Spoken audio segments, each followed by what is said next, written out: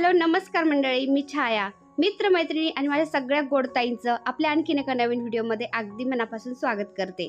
तर आज आहे स्वामी प्रकट दिन. तर तुम्हाला सर्वांना स्वामी प्रकट दिनाच्या खूप खूप शुभेच्छा. तर ताईंनो, हा व्हिडिओ आहे कालचा, म्हणजे गुढीपाडव्याचा. काल व्हिडिओ अपलोड करायला काही वेळ मिळाला नाही, कारण काल पूजा स्वयंपाक सगळं आवरूपर्यंत वेळ झाला होता, संध्याकाळ झाली होती. मग व्हिडिओ अपलोड केलाच नाही. तर आज आहे स्वामी प्रकट दिन. तर आजचा व्हिडिओ उद्या येईल. तर असं थोडं लेट होत असतं, एडिटिंगला वेळ मिळत नाही. तर गुढीपाडव्याची मी साफसफाई, किचन क्लिनिंग वगैरे सगळं झालं होतं. आणि सगळं साफसफाई वगैरे सगळं घर क्लीन असलं की आपल्याला खूप छान वाटतं आणि सण साजरा करायला एकदम उत्साह पण येतो. तर तसंच माझं पण झालं. मी गुढीपाडव्याच्या रात्री ना गेरूनी थोडंसं सारावं म्हणलं आणि मस्त रांगोळी काढावं. तर मी गेरू थोडासा मिक्स केला पाण्यामध्ये. तर असं सारवलं ना गेरूवर खूप छान रांगोळी दिसते, किंवा आपण हळदीने जरी सारवलं ना त्याच्यावर सुद्धा रांगोळी खूप छान वाटते. तर ना मी जेवण करून ड्युटीवर वाटं लावलं आणि ते गेल्यानंतर मुलाला म्हणलं माझ्याजवळ थोडंसं बाहेर बस, मी गेरूने थोडंसं सारवते जेवण वगैरे झाल्यानंतर. तर गेरूने सारवते मी, म्हणजे सकाळचं आपल्याला रांगोळीला सोपं पडतं. आणि सुकलं तर म्हटलं थोडीशी रांगोळी अर्धवट काढून घ्यावी आणि उरलेली सकाळी काढावी, कारण सकाळी खूप गडबड असणार आहे. कारण सकाळी सडा, रांगोळी, त्यानंतर गुढी उभारायची, स्वयंपाक, आपली घरातली देवपूजा, घरातले देवांना सगळ्या आंघोळ घालायची, त्यालाच 2-2.5 तास तर आरामशीर लागतात सगळे देव उजळायचे म्हणलं तर. तर अशामुळे ना वेळ लागणार होता, त्यामुळे म्हणलं रात्रीचंच थोडंसं आवरून घ्यावा. तर मुलगा बसला माझ्याजवळ, गेम खेळत बसला. तर गेरूनी सारवलेलं थोडंसं सुकलं का लगेच त्याच्यावर मी थोडीशी रांगोळी काढते, कारण आजकाल आहे ना इतक्या इंस्टाग्रामला वगैरे छान छान गुढीच्या रांगोळ्या दिसतात ना. तर त्याच प्रकारे मी काढायचा प्रयत्न करते. एक पळी घेतली मी आणि पळी ठेवून आता गुढी काढायचा प्रयत्न करते. पाहूया आली तर व्यवस्थित म्हणलं. आपला कुठलाही सणवार असू द्या, किंवा आपण नुसतं देवपूजा जरी केली ना, तर रांगोळी काढल्याशिवाय ती देवपूजा किंवा सण अधुराच वाटतो. तर मी प्रयत्न केला रांगोळी काढण्याचा, छान रांगोळी आली. तर रांगोळी कशी आली ते पण मला कमेंट करून नक्की सांगा बरं का. तर रांगोळी काढली मी, अर्धवट काढली थोडीशी. तर मच्छरची कॉईल पण लावली होती मी तिथं, कारण मच्छर इतके होते ना रात्री. तर अर्धवट रांगोळी काढली, म्हणजे मी गुढी काढली आणि गुढीपाडवा हे नाव काढलं फक्त, आणि घरामध्ये आले. तर सकाळी मला श्रीखंड बनवायचं होतं ना, तर 1 लिटर दुधाचं मी दही लावलं सकाळच्यासाठी. तर दही लावून दिलं आणि मग झोपून घेतलं. म्हटलं सकाळी उरकावं लवकर उठून. तर सकाळी मी 5 वाजता उठले, अंधारच होता. आणि उठल्यानंतर पहिलं झाडू मारला आणि बाकीची रांगोळी राहिलेली आहे ना ती पण पूर्ण करून घ्यावा म्हणलं. झाडून घेतल्यानंतर मी दारामध्ये दिवा लावला, कारण हळदीचं लेपन करायचं आहे. पण सकाळ सकाळ दिवा लावला ना दारामध्ये तुळशीला की छान असतं, कारण हाच वेळ असतो सकाळचा लक्ष्मी आपल्या दारामध्ये किंवा आपल्या घरामध्ये येण्याचा. कारण पहाटेच्या वेळीत ना देवी देवता आहेत ना पृथ्वीवर अवतरत असतात, म्हणजे भ्रमण करत असतात असं बोलतात. तर मी दिवे लावून घेतले. त्यानंतर अर्धवट जी रांगोळी राहिली होती ना ती काढून घेतली, मस्त बॉर्डर पण काढली आणि तुळशीजवळ सुद्धा छान रांगोळी काढली मी. आणि त्यानंतर हळदीचं लेपन करून घेतलं. तर चैत्र महिन्यातच गुढीपाडवा हा येत असतो. चैत्र महिनाच इतका पवित्र आणि इतका प्रफुल्लित करणारा असतो ना माणसाला. चैत्राचे दिवसच म्हणजे गावोगावी होणाऱ्या जत्रा यांचे दिवस. बहुतेक साऱ्या ग्रामदैवतांच्या यात्रा याच महिन्यात होतात, कारण याच यात्रा आपल्याला आपल्या गावाकडे आपल्याला खेचून नेत असतात. कारण मुलांनाही सुट्ट्या लागलेल्या असतात आणि आपल्या ग्रामदैवताला सुद्धा आपल्या दर्शनाला जायचं असतं. तर यात्रेच्या कारणाने का होईना आपण जातो आणि मस्त यात्रा साजऱ्या करतो. कारण यात्रेच्या कारणाने आपले गावोगावी गेलेले नातेवाईक सुद्धा एकत्र आलेले असतात आणि त्या कारणाने आपल्या गाठीभेटी सुद्धा होत असतात. काही ठिकाणी गोडा धेवडाचा नैवेद्य दाखवतात आपल्या ग्रामदैवताला, तर काही ठिकाणी खारा नैवेद्य दाखवतात. तर प्रत्येक ठिकाणची पद्धत ही वेगवेगळी असते. तर एकूण गोतावळा एकत्र करणं हाच हेतू असतो बरं का चैत्र महिन्यामध्ये. म्हणूनच या महिन्यामध्ये सगळ्या यात्रा वगैरे ठरवलेल्या असतात, किंवा बहुतेक होतातच बरं का सगळ्या गावगावच्या यात्रा या महिन्यामध्ये. तर चैत्र महिन्याच्या साक्षीने होणारे आनंदाचे एक महोत्सव म्हणजे यात्रा या महिन्यामध्ये साजऱ्या केल्या जातात. तर अपूर्ण राहिलेली मी रांगोळी ना छानपैकी अशी पूर्ण करून घेतली, बॉर्डर पण काढली. रांगोळी काढल्यानंतर मी सडा पण मारला बाहेर आणि सारून पण घेतलं शेणाने. शेण पण मिळालं होतं काल.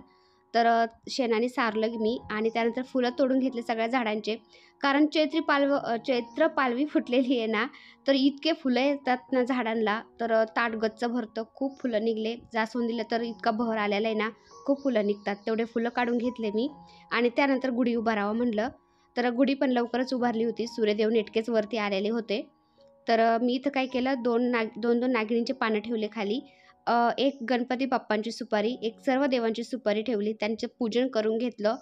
दिवा प्रज्वलित करून घेतला आधी आणि त्यानंतर गुढी उभारणार मी. तर गुढी उभारायची कशी उभारायची काय सांगायची गरजच नाही, कारण आपली संस्कृतीच ती आहे. तर आपल्या सगळ्यांनाच माहिती आहे गुढी कशी उभारायची. तरी पण मी एक व्हिडिओ टाकलेला आहे आपल्या चॅनलवरती, गुढी कशी उभारायची. तर सर्व देवांची सुपारी आणि गणपती बाप्पांची सुपारीची स्थापना झाल्यानंतर मी त्यांना नमस्कार केला फुल वाहून. आणि काही ठिकाणी गुढीला नारळ वाहतात, तर काही ठिकाणी फोडतात.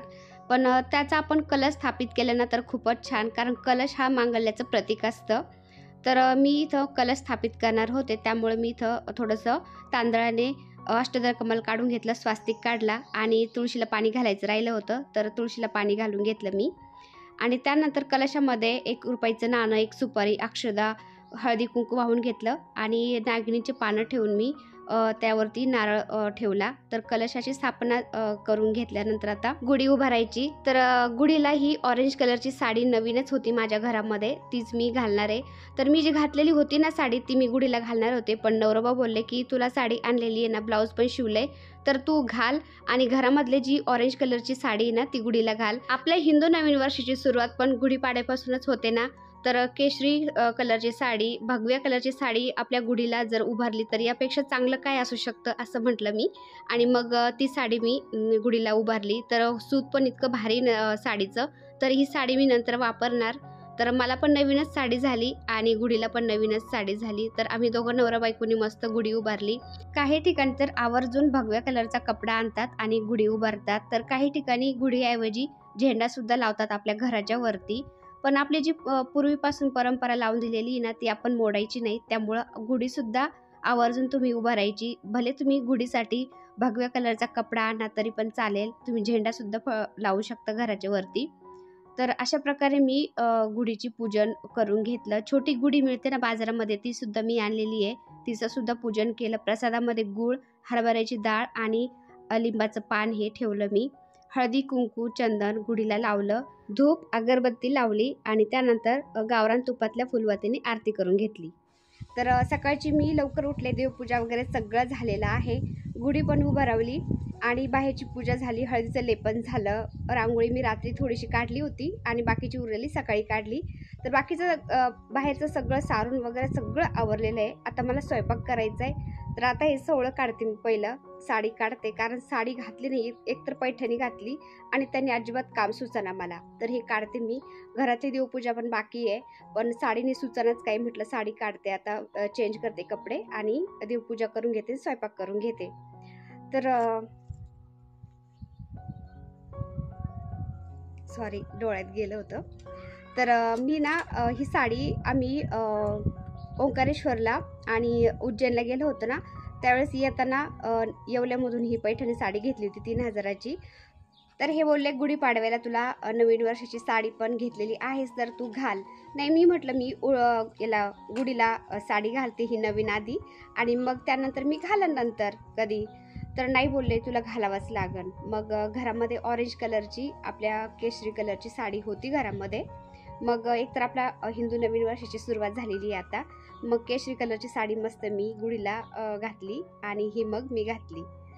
तर कशी वाटली साडी कमेंट करून नक्की सांगा. तर आता मी नॉर्मल कपडे घालते आणि घरातली देवपूजा आणि स्वयंपाक करून घेते. तर आज स्वयंपाकामध्ये मी ना श्रीखंड, पुरी, भाजी, वरण भात असा मेनू ठरवला आहे, कारण मी ना होळीला पुरणपोळी केली होती ना, तर गुढीपाडव्याला म्हटलं श्रीखंड पुरी करावा. तर रात्री मी ना 1 लिटर दूध लावलं होतं दह्यासाठी. तर मातीच्या भांड्यामध्ये लावलं होतं ना, मातीच्या भांड्यामध्ये दही एकदम घट्ट होतं. तर तुम्ही बघू शकता किती भारी झालं होतं दही. तर कॉटनच्या कपड्यावरती मी सगळं दही काढून घेतलं आणि त्याला मस्त बांधून ना कुठं ते असं लटकून द्यायचं. तर श्रीखंडासाठी आपल्याला दही एकदम असं कोरडं पाहिजे असतं, त्यामध्ये पाणी जास्त लागत नाही, म्हणजे श्रीखंड छान होतं. तर कॉटनच्या कपड्यामध्ये मी असं दही बांधलं घट्ट आणि त्यानंतर इथं काच आहे ना, तर इथंच मी थोडंसं असं लटकून देते, म्हणजे त्यामधलं सगळं पाणी निचरून जाईल आणि श्रीखंडासाठी मस्त आपलं दही तयार होईल. आता बाहेरचं आवरून आतमध्ये आल्यानंतर पहिलं मी हे दह्याचं काम केलं, दही निचरायला ठेवलं आणि त्यानंतर आता देवपूजा करून घेते. देवपूजा करूपर्यंत बाकीचं सगळं आवरूपर्यंत थोडंसं तर दह्यातलं पाणी सगळं निघून जाईल, मग मी श्रीखंड बनवण. तर देवांना आंघोळ घालायची, देवांना उजवळायचं, छान देवपूजा करायची म्हणलं ना, हे आसपास माझ्या असा राडा असतं, सगळं जवळ घेऊन बसावं लागतं, कारण सारखं सारखं उठायला लागत नाही मग आपल्याला. तर फुलं, त्यानंतर अष्टगंध, हळदी, कुंकू, अक्षदा, रांगोळी हे सगळं जवळ घेऊन बसले मी. आता देवांना आंघोळ घालायला एक पातेलं, त्यानंतर एक जरी पाण्याची. तर आता देवांना उजळायचं होतं, पण एक विचार केला की 8-10 दिवस नाही झाले अजून देवांना उजळलेलं, कारण सारखं केमिकल मी देवांना लावत नाही. देवांची डिझाईन असते ती खराब होते, देव उघळतात त्यामुळं, कारण किती केलं तरी त्यामध्ये केमिकलच असतं पितांबरीमध्ये त्याच्यामध्ये. तर मी देवांना फक्त आता आंघोळ घालते आणि त्यांना स्थान देऊन पुन्हा हळदी कुंकू त्यांचा साज शृंगार करते, कारण त्या देवांच्या खालचा कपडा मी बदलत नाहीये, कारण कालच मी त्यांच्या खालचा कपडा बदलला होता. तर मी पटपट आवरून घेते म्हटलं, कारण नैवेद्य पण दाखवायचं आहे, अजून श्रीखंड पुरी सगळं बनवायचं आहे अजून. तर देवांना मी अशी आंघोळ घालते, एक एक देव घेते, आंघोळ घालते आणि स्वच्छ कपड्याने पुसून त्यांना पुन्हा स्थान द्यायचं, अष्टगंध, त्यानंतर बाकीच्या श्रीदेवतांना हळदी कुंकू व्हायचं, त्यांना हार घालायचा, फूल व्हायचं आणि त्याचा असं साजशृंगार करत असते मी रोज. तर फक्त 15 दिवसातून मी एकदाच त्यांना केमिकल लावते, जास्त नाही लावत. जास्त जर काळपट दिसायला लागले ना तरच मी केमिकल लावते त्यांना, अदरवाईज मी त्यांना केमिकल अजिबात नाही लावत. फक्त अंघोळ घालायची रोजच्या रोज आपण. आणि एका दिवशी कोरडी देवपूजा केली तरी पण चालतं. म्हणजे काय, जे सुकलेले फुलं आहेत ते काढून घ्यायचे, त्यानंतर त्यांना हळदी कुंकू, अष्टगंध आणि नैवेद्य दाखवायचा, बस एका दिवशी असं चालून जातं. तर तुम्ही बघू शकता जास्वंदीला किती फुलं निघतात. लाल फुलांनी सगळं माझं मंदिर भरून जातं. पांढऱ्या जास्वंदीचे तर मी काढले पण नाही, इतके फुलं निघतात. तर देवपूजा होईपर्यंत तुम्ही बघू शकता दह्यातलं सगळं पाणी ना सगळं खाली निचरलंय आणि दही सगळं कोरडं झालंय. तर श्रीखंड बनवायचं म्हणलं ना आपल्याला दही असंच लागतं, सगळं पाणी निचरून गेलंय खाली. आता हे दही मी एका पातेल्यामध्ये काढून घेते आणि याला छानपैकी असं फेटून घ्यायचं. त्यामध्ये विलायची, तुम्हाला केसर टाकायची असेल तर केसर टाकायची, त्यानंतर साखर तुम्ही अख्खली टाकू शकता किंवा साखरची पावडर करून टाकली तरी पण चालतं. आणि कलरसाठी अगदी थोडंसं 2-3 थेंब पिवळा कलर टाकायचा, म्हणजे श्रीखंडाला खूप छान कलर येतो. तर विलायची पावडर मी थोडीशी अशी चाळून घातली यामध्ये, कारण अख्खाली विलायची मी मिक्सरमधून काढली होती, त्याचे टरपले त्यामध्ये जाऊ नये त्यासाठी चाळून घेतलं. केसर टाकली आणि पिवळा कलर आहे ना अगदी 2-3 थेंब टाकायचा, जास्त नाही टाकायचा, म्हणजे त्याने काय होतं आपल्या श्रीखंडाला खूप छान कलर येतो. आणि असं मस्त फेटून घ्यायचं. आता श्रीखंडामध्ये मी साखर अख्खालीच टाकते, काय पावडर वगैरे करून टाकत नाही. तर गोड कसं लागतं तुम्हाला त्यानुसार तुम्ही साखर कमी जास्त करायची. तर श्रीखंडाने थोडंसं गोडच छान लागतं. तर मी साखर टाकून घेते यामध्ये, मस्त फेटून घेते आणि फ्रीजमध्ये ठेवून देते. फ्रीजमध्ये श्रीखंड ठेवलं ना ते अजून असं छान घट्ट होतं. श्रीखंड झाल्यावर मी ते फ्रीजमध्ये ठेवून दिलं आणि त्यानंतर बटाट्याची भाजी करून घेतली, एकीकडे भात लावला आणि आता पुऱ्याचं पीठ पण मळून घेतलं होतं. पुऱ्या करून घेते आणि या पापड्या आहेत ना थोड्याशा, तर मी घरी केल्या होत्या, तुम्हाला दाखवलं होतं मी. तर या तांदळाच्या पापड्या थोड्याशा तळून घेतल्या आणि देवांना नैवेद्य दाखवण्यासाठी ताट बनवते. तर वरण भात सुद्धा केलं होतं बरं का मी. तर मी तुम्हाला बाकीचं काहीच नाही दाखवलं, फक्त एक मेन आपला आयटम आहे ना श्रीखंड, ते दाखवलं कसं करायचं आपल्या घरच्या घरीच. तर 1 ते 1.5 तासामध्ये सगळा स्वयंपाक वगैरे सगळं झालं.